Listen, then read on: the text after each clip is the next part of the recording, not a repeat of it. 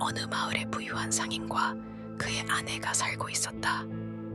두 사람은 오랜 기다림 끝에 소중한 딸을 얻게 되었고, 딸은 태어날 때부터 남다른 아름다움을 지니고 있었다.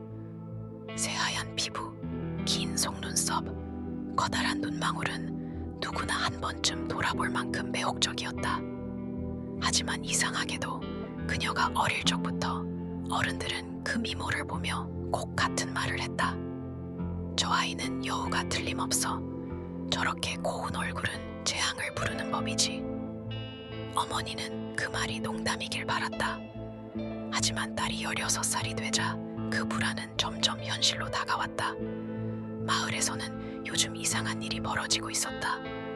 매달 보름달이 뜨는 밤마다 가축들이 피를 다 빨린 채로 죽어 나뒹굴었다. 닭장에는 닭들이 목이 꺾여 있고, 염소와 돼지는 가슴이 갈라져 가니 사라진 채로 발견되곤 했다. 마을 사람들은 점점 두려움에 떨었다. 산짐승짓이겠지. 상인은 아내를 안심시켰지만 어머니는 불안했다. 이상한 점은 매번 이런 일이 있을 때마다 딸이 유난히 조용하다는 것이었다.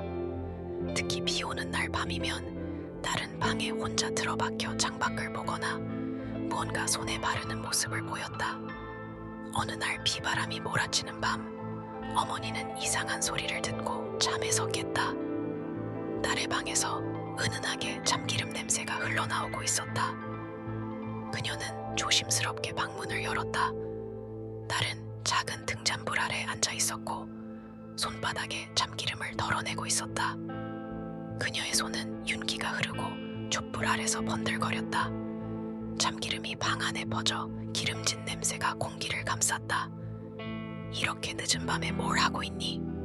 어머니가 묻자 딸은 천천히 고개를 돌렸다. 눈을 가늘게 뜬 딸의 얼굴은 그림자 속에서 낯설어 보였다. 손이 자주 트잖아요, 어머니. 참기름을 바르면 부드러워지거든요. 딸의 대답은 평범했지만 어머니는 왜인지 그 말에 소름이 돋았다.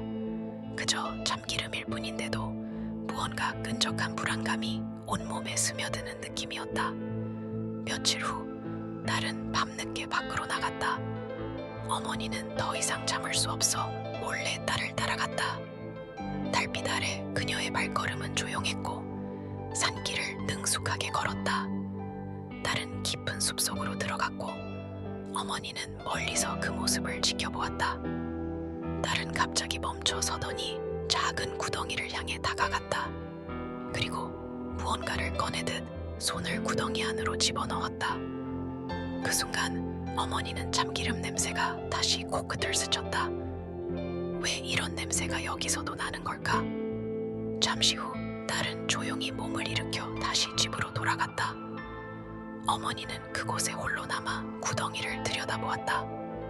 안에는 피로 범벅된 동물의 시체가 있었다. 가슴은 벌어져 있었고 간이 사라져 있었다. 손으로 꺼낸 듯한 흔적이었다. 그날 밤 어머니는 침대에 누워 딸의 행동을 곱씹었다.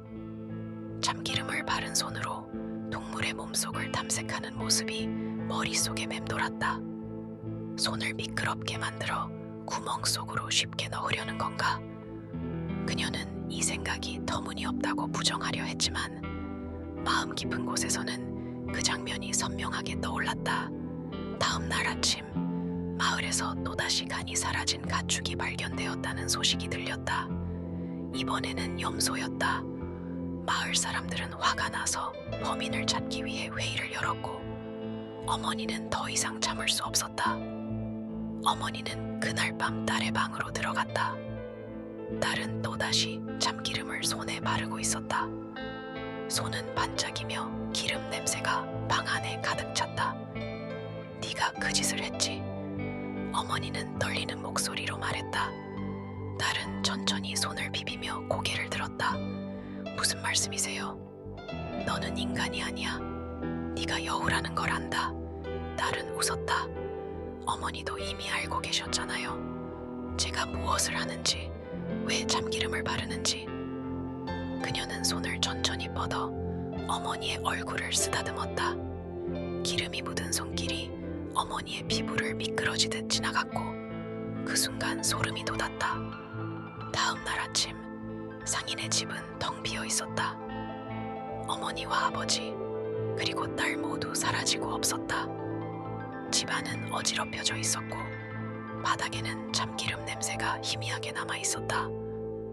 마을 사람들은 숲속에서 찢긴 옷 조각과 상인의 시체를 발견했지만 딸의 흔적은 찾을 수 없었다. 사람들은 그녀가 여우로 변해 숲을 떠돌고 있다고 믿었다. 그날 이후 마을 사람들은 밤에 참기름 냄새가 나거나 여우 울음소리가 들리면 급히 문을 닫고 기도를 올렸다. 여우 누이는 아직도 그 숲 어딘가에서 간을 빼먹고 있을지도 몰라. 그리고 숲을 지나던 이들이 참기름 냄새를 맡을 때마다 그날 밤을 떠올리곤 했다.